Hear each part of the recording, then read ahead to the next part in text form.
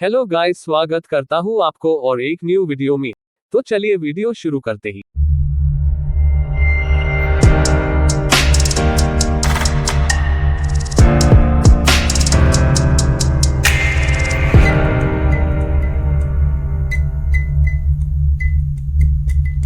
Flaherty के अनुसार वैदिक मान्यताओं में यमी को यम की जुड़वा बहन माना जाता है। यम और यमी निर्माता देवताओं की एक दिव्य जोड़ी है। जहां यम को मृत्यु के देवता के रूप में दर्शाया गया है, वहीं यामी को जीवन की महिला कहा जाता है। Opening square bracket. Yami Rigveda में यम के एक भजन को भी संबोधित करती है, जिसमें मरने वाले बलिदानियों को मृत्यु के बाद दिए जाने वाले विभिन्न पेय का वर्णन किया गया है। ब्राह्मण पाठ तैत्तिरीय संहिता में कहा गया है कि यम अग्नि है और यमी पृथ्वी है। इस प्रकार यामी को आगे पृथ्वी के साथ एक संबंध के रूप में वर्णित किया गया है, जो उसे कब्रिस्तान और दुख की देवी निर्वृति से संबंधित करता है, जो वेदों में यम की एक अन्य साथी है। ब्राह्मणों में, हालांकि संहिता ग्रंथों में यम की जुड़वा बहन होने की केंद्रीय भूमिका बरकरार रखी गई है। शतपथ ब्राह्मण में पुरुषमेध संस्कार में जुड़वा बच्चों की मां को यमी के लिए बलिदान किया जाता है, जबकि तैत्तिरीय ब्राह्मण में जुड़वा बच्चों की बलि दी जाती है। यम और यामी आरवी 10.10 के बीच संवाद भजन में पहले दो मनुष्यों के रूप में यामी अपने जुड़वा भाई यम को उसके साथ यौन संबंध बनाने के लिए मनाने की कोशिश करती है।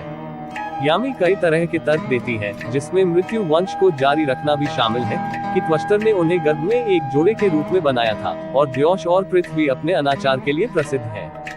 यम का तर्क है कि उनके पूर्वज जल में गंधर्व और जल में रहने वाली कन्या अनाचार न करने का एक कारण है कि मित्र वरुण अपने नियमों में सख्त है और उनके पास हर जगह जासूस है। भजन के अंत तक यमी निराश हो जाती है, लेकिन यम अपने रुख पर अड़े रहते हैं। हालांकि आरवी 10.1.3.4 के अनुसार यम ने संतान छोड़ने का फैसला किया है, लेकिन यामी का उल्लेख नहीं किया गया है। ब्राह्मण पाठ मैत्रायणी संहिता बताती है, यमी ने यम की मृत्यु पर तुरंत शोक व्यक्त किया, जो मरने वाले पहले व्यक्ति थे। शून की सृष्टि की शुरुआत में लगातार दिन था। यमी यम की मृत्यु के बाद से समय के अंतराल को समझने में असमर्थ थी। देवताओं ने 2 दिनों को अलग करते हुए रात बनाई ताकि यमी समझ जाए कि समय बीत रहा है, और वह धीरे धीरे अपने दुख से उबर गई। भाई बहन द्वारा मनाए जाने वाले भाव बीज के त्योहार के साथ जुड़वा बच्चों की जोड़ी की अवधारणा दिव्य भाई बहनों का सम्मान करती है। बहन द्वारा अपने भाई को सुनाई गई प्रार्थना में उससे अनुरोध किया जाता है कि वह उसके द्वारा दिए गए भोजन का आनंद उठाए और यम और यमुना को प्रसन्न करने के लिए उन्हें खाए। 4 कृष्ण की जन्म कथा में कृष्ण के पिता वासुदेव नवजात कृष्ण को सुरक्षित रूप से लेकर यमुना नदी पार कर रहे थे। उन्होंने यमुना से नदी पार करने के लिए रास्ता बनाने को कहा, जो उन्होंने रास्ता बनाकर किया। ये पहली बार था जब उसने कृष्ण को देखा, जिससे बाद के जीवन में उसका विवाह हुआ। यमुना शिशु के पैर छूना चाहती थी, जो उसने नदी की गहराई में किया, और परिणामस्वरूप नदी बहुत शांत हो गई। कृष्ण ने भी अपनी युवावस्था का अधिकांश समय वृंदावन में यमुना के तट पर बांसुरी बजाते हुए और अपनी प्रेमिका राधा और गोपियों के साथ तट पर क्रीड़ा करते हुए बिताया।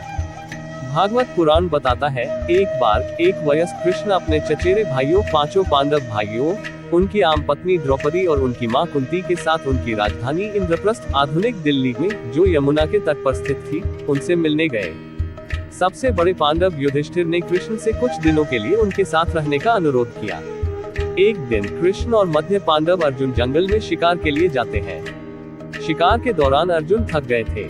वह और कृष्ण यमुना में गए और स्नान किया और साफ पानी पिया। वहां एक प्यारी सी लड़की नदी के किनारे टहल रही थी। कृष्ण ने उसे देखा और अर्जुन को उससे मिलने के लिए कहा, ताकि पता चल सके कि वह कौन है। जब अर्जुन ने पूछताछ की, तो लड़की ने उन्हें बताया कि वह सूर्य की बेटी कालिंदी थी, और वह नदी पर अपने पिता द्वारा बनाए गए घर में रह रही थी, जहां वह विष्णु को अपने पति के रूप में पाने के इरादे से तपस्या कर रही थी। जब तक वह उसे न पा ले, तब तक वही रहो। अर्जुन ने विष्णु के अवतार कृष्ण को कालिंदी का संदेश सुनाया, जो तुरंत सुंदर युवती से शादी करने के लिए सहमत हो गए। फिर वे कालिंदी को रथ में बैठाकर इंद्रप्रस्थ की ओर बढ़े और युधिष्ठिर से मिले। वहां कुछ दिनों तक रहने के बाद कृष्ण और कालिंदी अपने दल के साथ उनकी राजधानी द्वारका लौट आए और विधिवत एक दूसरे से विवाह किया। भागवत पुराण के अनुसार उनके 10 पुत्र थे: श्रुत, कवि, ऋष, वीर, सुबाहु, भद्र, शांति, दर्श, पूर्णमासा और सबसे छोटा सोमक। विष्णु पुराण में उल्लेख है कि श्रुत के नेतृत्व में उनके कई पुत्र थे। भागवत पुराण ये भी बताता है, कृष्ण के बड़े भाई बलराम कुछ महीनों के लिए यमुना के तट पर अंबाड़ी में रह रहे थे। एक बार वह नदी तट पर गोपियों के साथ विहार कर रहे थे और उनकी जल में खेलने की इच्छा हुई। सूरज की गर्मी का अनुभव करते हुए बलराम को नदी में स्नान करने की आवश्यकता महसूस हुई। हालांकि उन्होंने पानी के पास चलने से इनकार कर दिया और नदी को अपने पास आने के लिए बुलाया, लेकिन बलराम के बार बार आदेश के बावजूद पवित्र यमुना ने इनकार कर दिया। क्रोधित बलराम ने अपने हथियार हल से नदी को खींच लिया और नदी की दिशा बदल दी, जिससे नदी देवी को चोट पहुंची।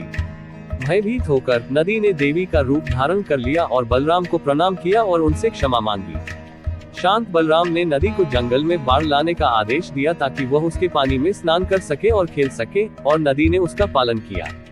यमुना हिंदू धर्म में सबसे पवित्र नदियों में से एक है। हिंदू धर्म में सबसे पवित्र नदी गंगा के बाद यमुना दूसरे स्थान पर है।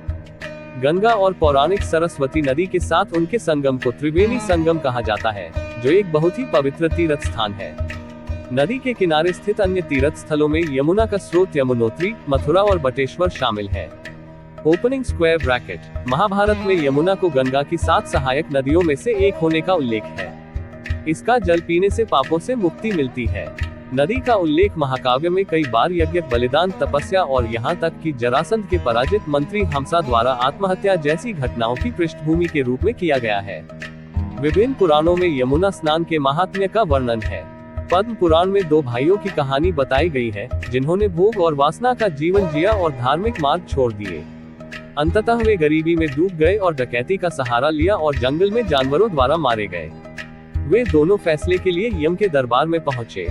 जबकि बड़े भाई को नरक की सजा दी गई, छोटे को स्वर्ग दिया गया। चकित होकर छोटे भाई ने इसका कारण पूछा, क्योंकि दोनों का जीवन एक जैसा था।